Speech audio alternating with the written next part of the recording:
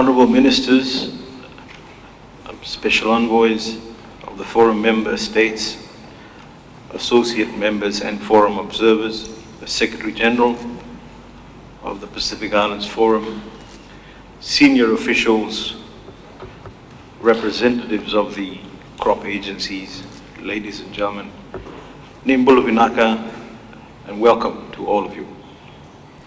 It's my greatest pleasure to welcome you to the 2022 Forum Foreign Ministers meeting. This year's agenda, ladies and gentlemen, is structured around the most topical and decisive issues for our region. Today we will take on the task of deciding on issues such as the 2050 strategy for the Blue Pacific continent, the Suva Agreement, climate change, the Rarotonga Treaty and related nuclear issues, climate change related sea level rise and maritime zones. As such, Honourable Ministers, I'm actually glad that we're able to convene this morning in person to allow for more inclusive and comprehensive discussions in the Pacific way. Today, instead of being separated by screens, many of us connected here in person today, and I want to welcome you to Suva. We can sit together at this table and get to the heart of the matters which are critical to our region. This face-to-face meeting gives us an opportunity to be clear where clarity is needed, to understand each other, and to provide flexibility where needed. And where necessary, to step out in Talanoa or take a few bowls of kava when we need to paint the picture with more clarity. Honourable Ministers, the agenda before you begins with an opportunity to think critically about broader global and regional trends, including geopolitics, as well as our region dynamics. Within this context, we need to ensure that we build on our own solidarity as a Pacific family and to set ourselves on the right course for our people and for the Blue Pacific continent. Furthermore, we will deliberate on the 2050 strategy for a Blue Pacific continent. The 2050 strategy is a critical element in our regional work and is placed to be the North Star of our future national and regional policies and development. Subsequent agenda items also invite us to review our institutional processes here at the Secretariat. We will deliberate over the report of the Forum Officials Committee on the Appointment Procedures for the position of the Secretary General of the Pacific Islands Forum and the implementation of the Suva Agreement. Honourable Members, the Suva Agreement, as you know, is a political commitment to resolve our impasse and, most importantly, to keep our family together, while at the same time implementing some reforms that have been sought by some of our family members. Like all families, we sometimes go through a rough patch, but our strength lies in our resolve to work together as one Blue Pacific continent. It is therefore, ladies and gentlemen, with heartfelt appreciation that I acknowledge the efforts of our leaders who, in the interests of the region and our greater good, agreed to come back to the table, and through the Pacific way, and agreed to a solution for the benefit of our people and our region. History has shown that the Pacific Islands Forum has been at its best in moments of challenge, when our solidarity and resolve have both been necessary and tested. Rest assured that the Forum and its Secretariat will emerge from our current challenges with renewed vigor to serve its members and to serve our people. Testament to our solidarity lies in something that I've just been through, where I headed up the Pacific delegation with respect to WTO negotiations in Geneva, and we've managed to get a result. And if it wasn't for the Pacific solidarity, it would not have worked. Reflecting on the full agenda for the day, ladies and gentlemen, honorable ministers, we certainly have our work cut out for us. The challenge before us is to unpack some of the most topical issues of our time. We stand at the cusp of the rise and fall of our region, and for now, and provide direction that will appropriately determine the future regional landscape and forum's priorities. As such, honorable ministers, let us seize the opportunity and approach this meeting with open minds and take on the true Pacific way by engaging at this meeting with a willingness to share ideas, participate in constructive dialogue, and provide flexibility where needed. Honorable ministers, noting your respective demanding schedules back home, I will conclude by thanking you for making the time to join us here today. And I wish you all the best for what I hope will be free and frank deliberations. Vinaka, and thank you. Thank you, Chair. The Honorable Faiyaz Koya, Chair of the Forum Foreign Ministers meeting.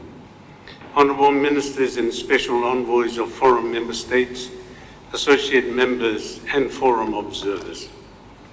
My colleague heads and representatives of crop agencies, ladies and gentlemen, kia orana and nisambula vinaka to you all. Those of you who are present here in Suva, and to those joining us virtually from our various capitals across the region.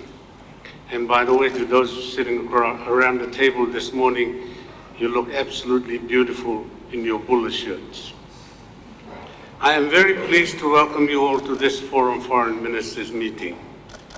It is a poignant moment, given that we are able to meet in person after nearly 3 years due to the pandemic. At last, it seems the worst is behind us, and we can begin to look ahead with some optimism and hope, despite the current and evolving challenges we continue to face.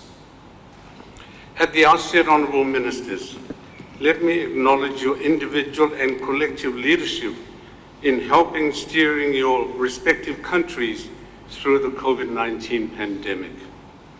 Although the pandemic is not yet over, I must commend your members seated around this table today and those joining us virtually.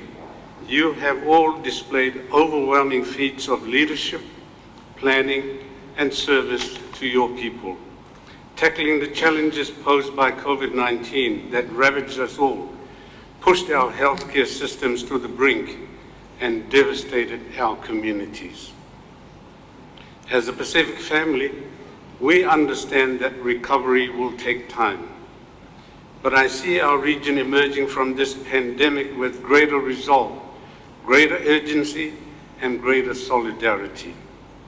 Now, more than ever, we must rely on each other, pooling our resources, united in our commitment to continue to serve and to protect our people.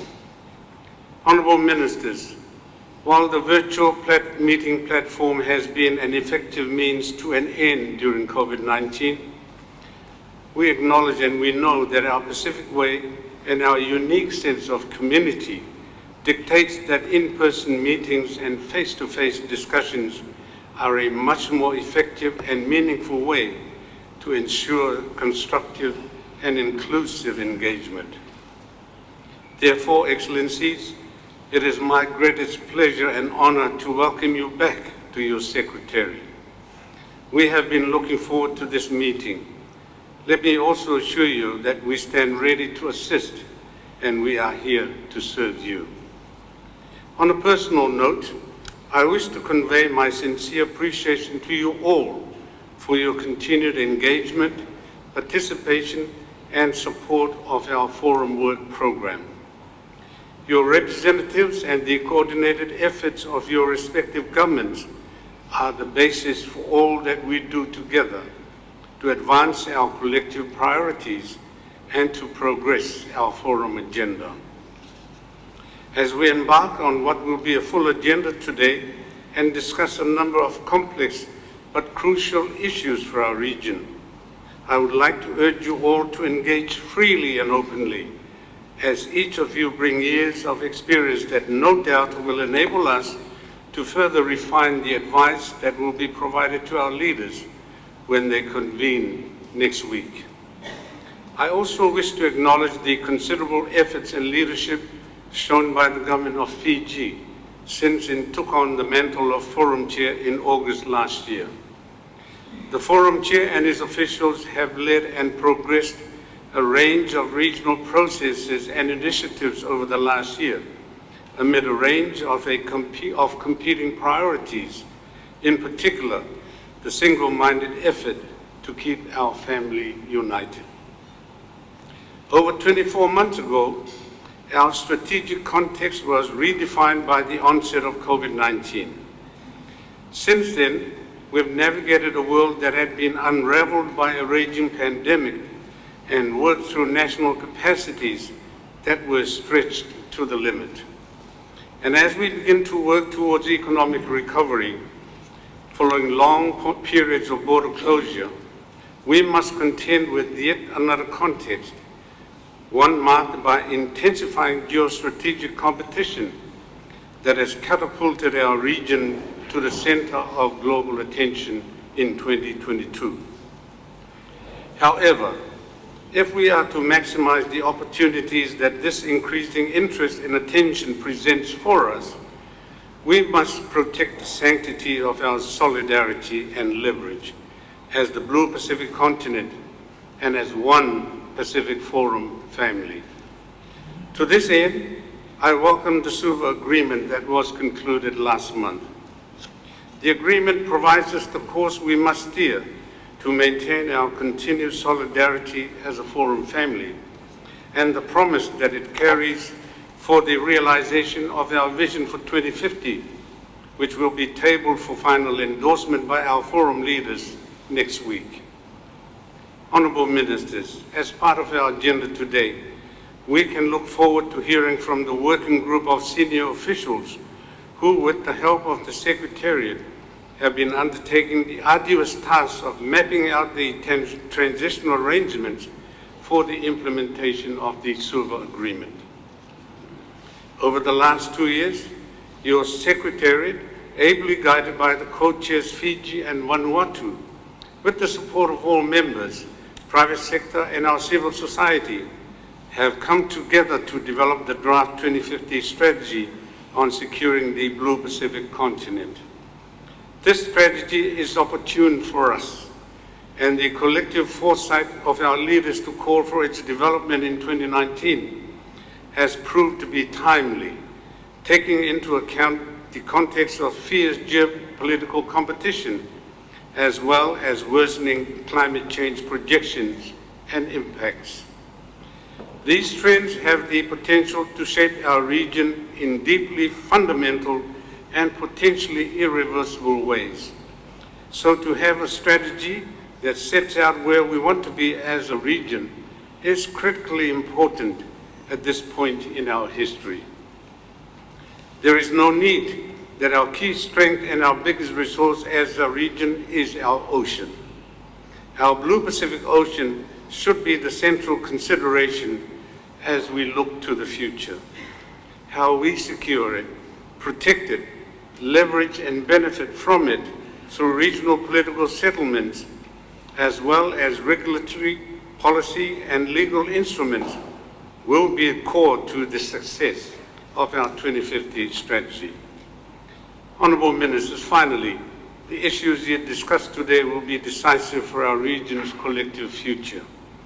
The decisions that you will take on the 2050 strategy, the Suva Agreement, climate change, the Rarotonga Treaty and related nuclear issues, and sea level rise in maritime zones will inform the decisions that our leaders will make.